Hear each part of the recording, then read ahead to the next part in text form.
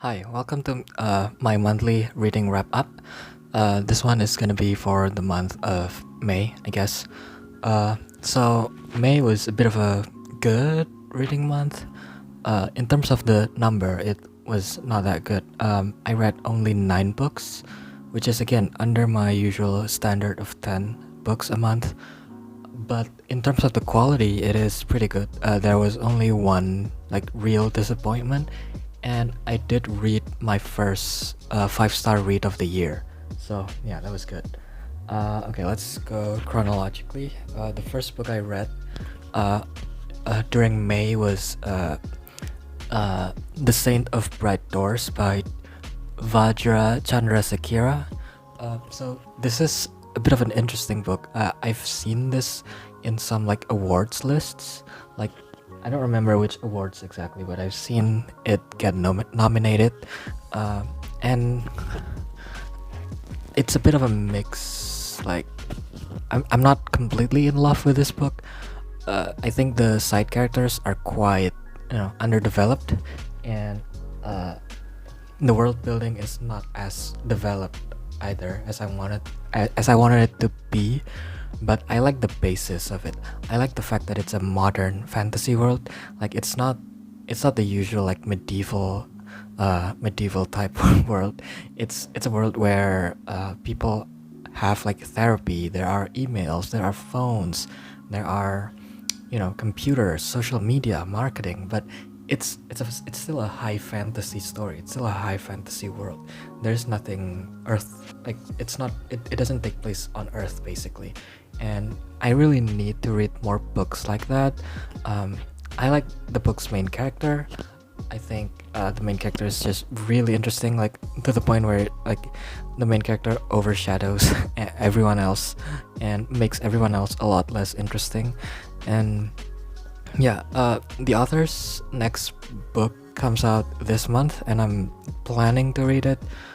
Even though this one didn't really, I didn't really love this one, but I think the author has a lot of potential, and yeah, I want to read his next book, I guess. The second book is actually my first 5-star read of the year, and it's Adrian Tchaikovsky's Alien Clay.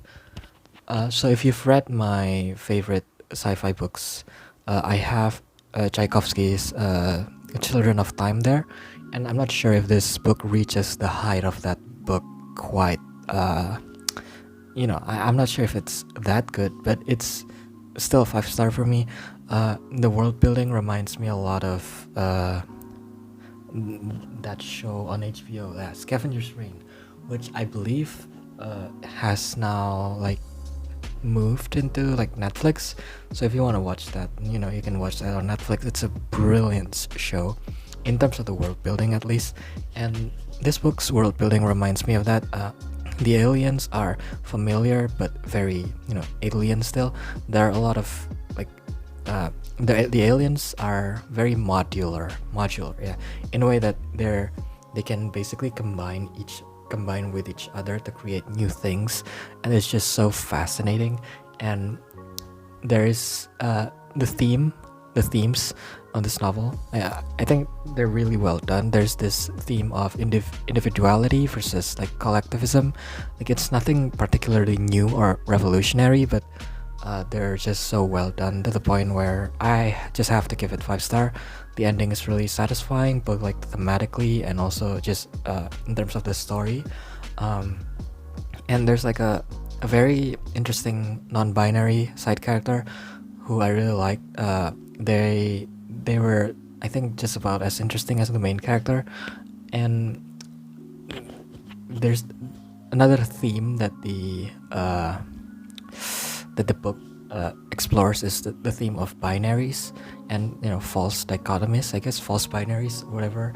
And it's just so interesting. And yeah, I just had so much fun with this book. And I wasn't expecting my first 5-star of the year to come this late, nor do I expect it to come from Adrian Tchaikovsky, an author who I enjoyed, but he's never been my favorite author, despite writing one of my favorite sci-fi books. But yeah, that's what happens sometimes, I guess. The next book that I read is, oh yeah, I read a lot of high fantasies this month or last month. I already mentioned the first one, and then we have Ryan Cahill's Of Blood and Fire, which is the first book in his The Bound and the Broken series. This series has been getting a lot of traction on YouTube lately.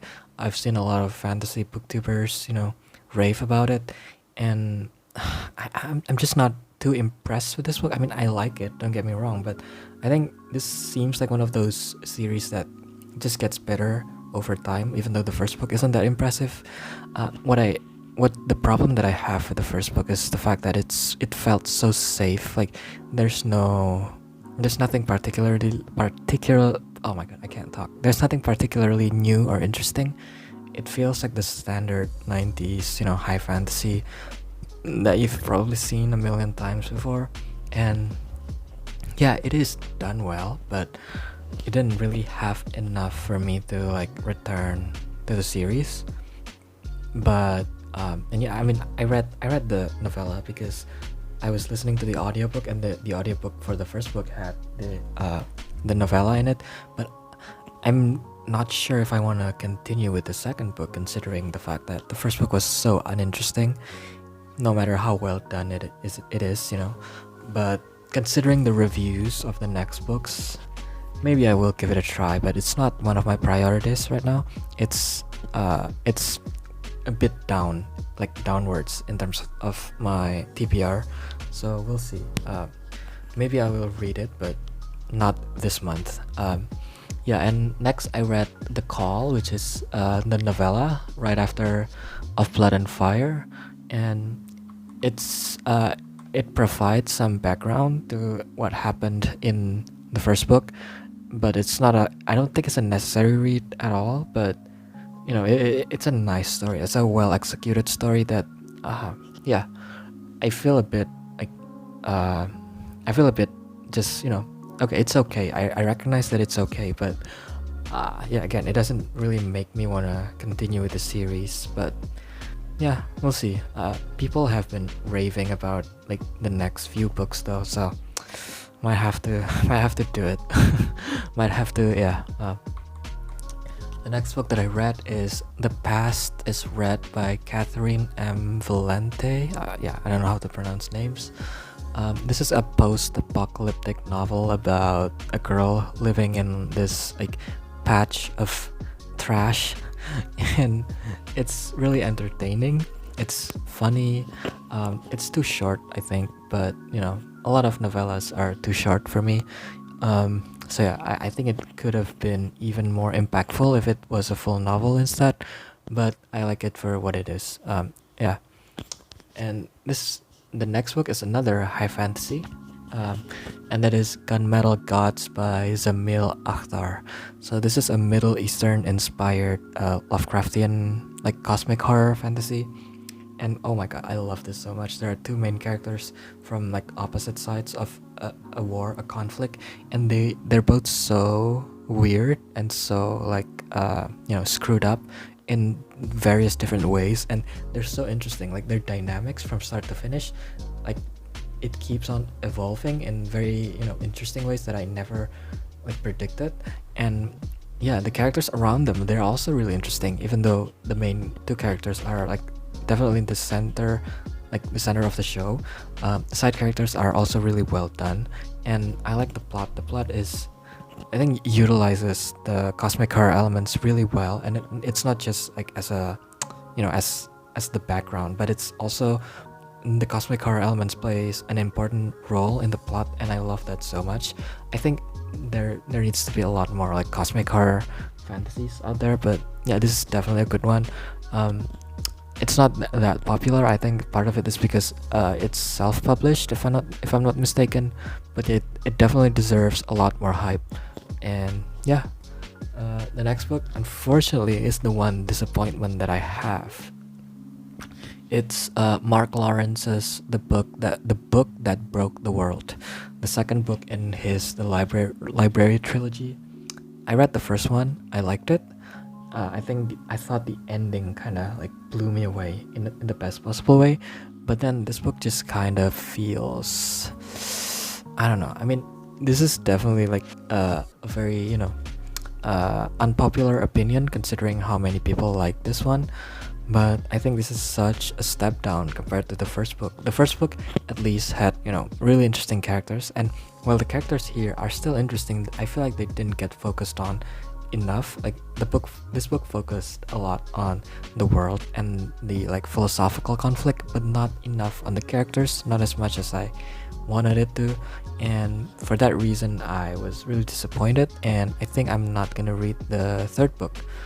But yeah, I don't know. Mark Lawrence has always been a bit of a weird author for me, not like in the writing style or in his writing itself, but in how I perceive like his books. Like I like some of his books, but I hate others. So yeah, we'll see if I'm gonna read more of his books. The next book is actually an ARC, advanced reviewer copy, whatever you want to call it, that I got from NetGalley, and that is Honeymoons in Temporary Locations by Ashley Shelby. So this is a short story collection about climate change. Yeah, I'm still exploring more and more climate fiction, even though it's not really my main focus anymore like it was a few months ago. I like this one because a lot of the short stories in the middle are told in weird formats, like in Craigslist ads. Like, yeah, whatever. Like, it's basically the first two short stories are normal short stories, and then we get a lot of weird, like, short stories in formats that you would probably see more in like epistolary novels and not like normal short stories, which makes the book really interesting. And some of the actual short stories that are more like normal prose, they're also quite well done, even though others are not. It's like most short stories in short stories collections in that there are a lot of inconsistencies in terms of the quality of the individual stories, but I think the highs here are really high, and yeah, I really enjoyed this one. I think if you're a fan of climate fiction in general, you should definitely give this one a try when it comes out in, I believe, June or July. I'm not really sure, but yeah. And the final book that I read was another high fantasy, and this one is another good one, fortunately, and that is A Spin of Fate by A.A. Vora.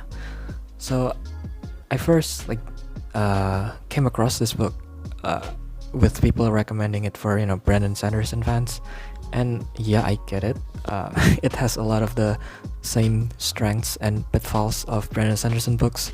For starters, I think the dialogue is even more dry than Sanderson's. If you think Sanderson's dialogues are unrealistic or stilted, then you're not gonna like this book.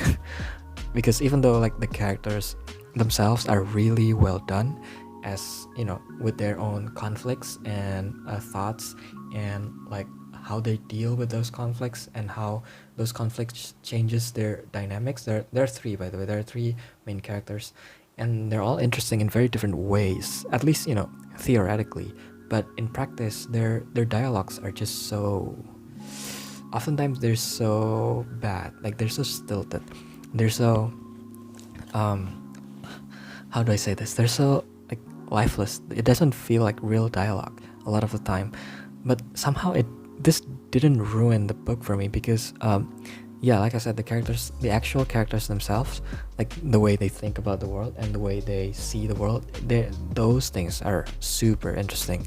And also the way like these conflicts between characters, they change the actual like conflicts, like the big conflicts in that the book is trying to resolve. It's so good. Like the way the ending is absolutely brilliant, I think, even though a lot of people will feel like it's not a proper ending, but I just like the way it keeps getting worse. Basically, things keep getting worse, and I loved it. Oh my god, I had such a good time with this despite the dialogues. And yeah, it's not my favorite book of the year because it's still Alien Clay. I think Tchaikovsky still has it, and we'll probably be in the top spot for a while. But yeah, I've read some really decent books last month, and I hope this month will be like that as well. And hopefully, I can read more than 10 books. Oh my god, please! I need to read a lot more. And yeah, I think that's all for me for this wrap up. Hope you enjoyed it, and as always, if you do, leave a like and subscribe. And yeah, thanks for watching.